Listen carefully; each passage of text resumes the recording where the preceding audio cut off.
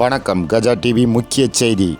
தமிழ்நாடு மாநில ஊரக வாழ்வாதார இயக்கத்தின் சார்பில் மாற்றுத்திறனாளிகளின் தேவைகளை கண்டறியும் முகாம் தோவாளை ஊராட்சி ஒன்றிய அலுவலகத்தில் ஒன்றிய தலைவர் சாந்தினி பகவதியப்பன் தலைமையில் மேலாளர் லித்ரின் மேரி, சத்துணவு மேலாளர் ஆல்வின் ஆகியோர் முன்னிலையில் நடைபெற்றது.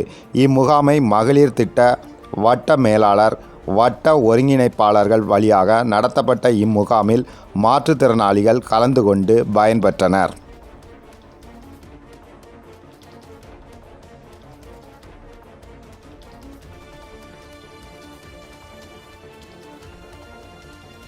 தமிழ்நாடு மாநில ஊரக வாழ்வாதார இயக்கம் சார்பில் தோவாளை ஊராட்சி ஒன்றிய அலுவலகத்தில் வைத்து இன்று நடைபெற்ற மாற்றுத்திறனாளிக்கான தேவைகளை அறியும் கூட்டத்திற்கு வந்திருக்க தோவாளை ஊராட்சி ஒன்றியத்துக்கு உட்பட்ட அனைத்து மாற்றுத்திறனாளிகளும் வருகை புரிந்து அவர்களுடைய தேவைகள் என்னென்ன இருக்கின்றது என்பதை விண்ணப்பம் மூலம் வட்டார ஒருங்கிணைப்பாளர் கீதா தலைமையில் இன்று நடைபெற்ற இந்த மாற்றுத்திறனாளிக்கான தேவைகள் அறியும் கூட்டத்திற்கு அனைத்து மாற்றுத்திறனாளிகளும் வந்திருந்தனர்.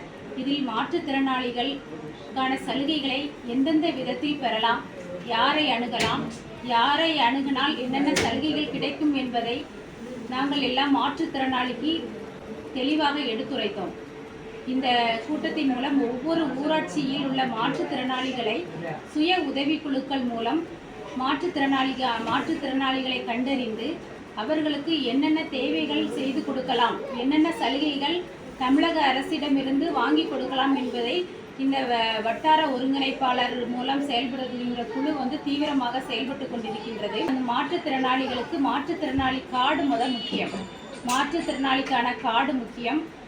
அப்புறம் அவர்களுக்கு பஸ் பாஸ் எடுத்து கொடுக்கணும்.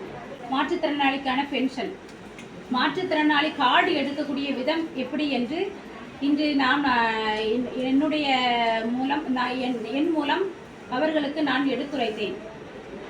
அதாவது மாற்றுத்திறனாளிகள் கார்டு எடுக்கும்போது முதலில் ஆசாரிப்பள்ளம் கவர்மெண்ட் ஹாஸ்பிட்டலை அணுகி மருத்துவரை அணுகி அவர்களுடைய ஊனத்தினுடைய சதவீதம் எத்தனை சதவீதம் என்பதை முதலில் அறிந்து மருத்துவரிடம் இத்தனை % எழுதி வாங்கணும். ஒவ்வொரு வியாழக்கிழமை தோறும் இந்த மாற்றுத்திறனாளிக்கான கார்டு போடக்கூடிய மருத்துவர் ஆசாரிப்பள்ளம் வருகிறார்கள்.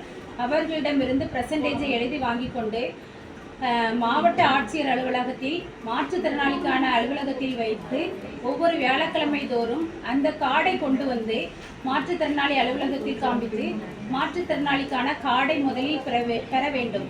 அதன் பின்பு அந்த கார்டு வைத்து மாற்றுத்திறனாளிக்கான அத்தனை சலுகைகளையும் பெறலாம். ஏன்னா மாற்றுத்திறனாளிகள் நிறைய பேர் ஊராட்சியில் இருக்கிறார்கள். அவர்களை நாம் கண்டறிந்து அவர்களுக்கு உதவி புரிய வேண்டும். ஒவ்வொரு ஊராட்சி மன்ற பிரதிநிதிகளும் ஊராட்சியில் உள்ள மக்களும் இந்த மாற்றுத்திறனாளிகளுக்கு உதவி புரிய வேண்டும். அவர்களுக்கு நிறைய சலுகைகள் இருக்கின்றது, அதை நாம் எடுத்து கூற வேண்டும். அது மட்டுமல்லாமல் தோவாளை ஊராட்சி ஒன்றிய அலுவலகத்தில் மாற்றுத்திறனாளிக்கான தனியான ஒரு குழுக்கள் அமைத்து செயல்பட்டு கொண்டிருக்கிறது. மகளிர் திட்டம் மூலம் குழுக்கள் அமைத்து மாற்றுத்திறனாளிக்கான குழுக்கள் அமைத்து 12 பேர் கொண்ட குழு, 15 பேர் கொண்ட குழு என்று அந்த மாற்றுத்திறனாளிகளுக்கு ஒரு குழுவை அமைத்து அவர்களுக்கு தேவையான சலுகைகளை நாங்கள் செய்து கொடுத்து கொண்டிருக்கின்றோம். இந்த குழுங்கும் போது அந்தந்த சலுகைகள் அந்தந்த நபர்களுக்கு டைரெக்டாக போய் சேர்ந்துருது. ஏன்னா அவங்களுக்கு எந்த சலுகையுமே ஒவ்வொரு நபரிடம் தனிப்பட்ட முறையில் ஒவ்வொரு ஆள்கிட்டையாக சொல்லிட்டு இருக்கிறத விட அந்தந்த குழுக்களாக இருக்கும்போது அந்த மக்கள்கிட்ட ரீச் ஆகிருது. எந்தெந்த சலுகைகள் வந்தாலும் தமிழக அரசால் அறிவிக்கப்படக்கூடிய அத்தனை சலுகைகளும் அவர்களுக்கு ரீச் ஆகிறது.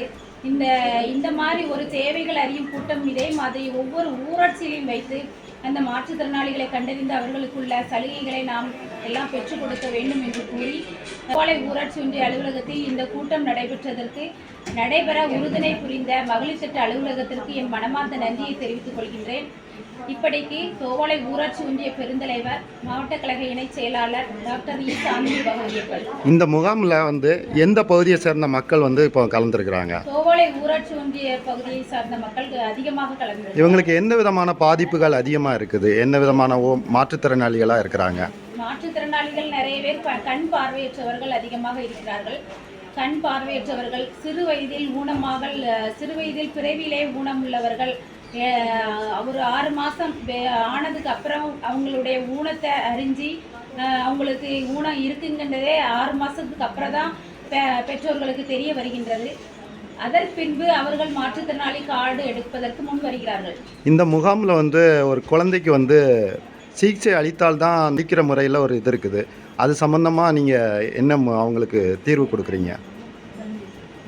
முகாமில் வந்து இப்போ வந்து பிறந்த குழந்தைக்கு ஏதாவது ஃபால்ட் இருக்கும்போது பிறந்த குழந்தைக்கு ஃபால்ட் இருக்கிறது எதுவும் தெரியாது. அது ஒரு குறிப்பிட்ட பருவம் வளர்ச்சி அடைந்த பிறகுதான் அதனுடைய பாதிப்பு வந்து பேரண்ட்ஸுக்கு தெரிய வருகின்றது. அந்த தருணத்தில் வந்து அவங்க வந்து மருத்துவரை பேர் அணுகும்போது நிறைய பாதிப்புகள் சொல்லும்போது பேரண்ட்ஸ் வந்து குழந்தையை சரிப்படுத்த என்ன வழிமுறைன்னு என்று தெரியாமல் இருக்கின்றார்கள். முதல் காரணம் பொருளாதார வசதி கம்மியாக இருக்கிறதுனால அவங்க கொஞ்சம் பின்வாங்குறாங்க. அதற்குள்ள பொருளாதார வசதிங்க பார்க்காம நம்மளுடைய குழந்தை நமக்கு முக்கியம். அந்த குழந்தைய வந்து சிறு வயதில் ஒரு பிரச்சனையை சரி பண்ணாதான் பெருசாக வளரும்போது அது வந்து பையனாக வளரும்போது அந்த ப்ராப்ளம் சரியாகும். சிறு வயதிலே அதை சரி பண்ணாமல் விட்டு அதை வளரும்போது அதை பிரச்சனை சாளும்போது பொருளாதாரமும் கூடும், அவருடைய சிரமமும் அதிகமாக இருக்கும் பேரண்ட்ஸுக்கு.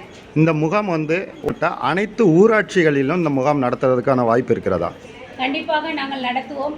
ஏன்னா இதில் வந்து மொத்தம் தோவாளை ஊராட்சி ஒன்றிய அலுவலகத்தில் ஊராட்சி ஒன்றியத்தில் வந்து 716 மருத்துவ மாற்றுத்திறனாளிகள் இருக்கின்றார்கள்.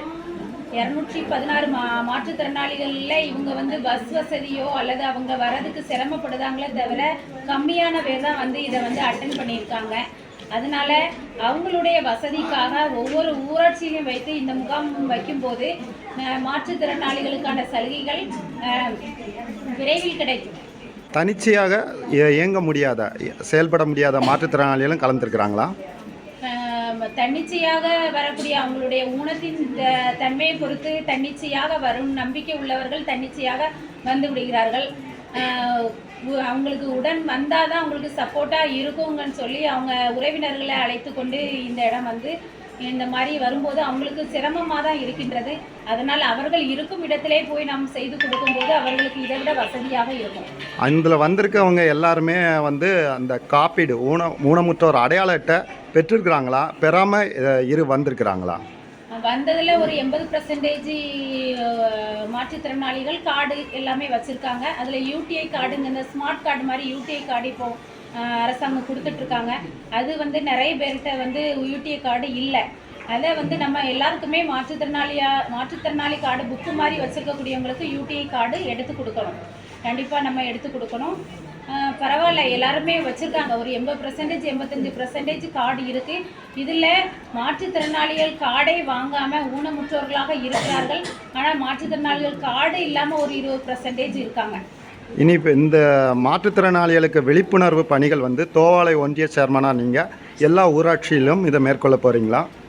கண்டிப்பாக நாங்கள் எல்லாம் மகளிர் திட்டம் மூலம் சுய உதவி குழுக்கள் மூலமும் இந்த மாதிரி ஒரு செயல்பாட்டை வந்து நாங்கள் செய்யலாம் என்று நினைக்கிறோம். இது மாற்றுத்திறனாளிகளுக்கு நாங்கள் செய்ய ஒரு பலன் மாதிரி எங்களுக்கு தெரிகின்றது. கண்டிப்பாக விரைவில் அதை மாதிரி செயல்படுத்த நாங்கள் எல்லாரும் முன்வருவோம். மக்கள் நலனுக்காக சேவையாற்றி வரும் கஜா டிவி தொடர்ந்து சேவையாற்ற லேப்டாப் மடிக்கணினி நன்கொடையாக வழங்கலாம்.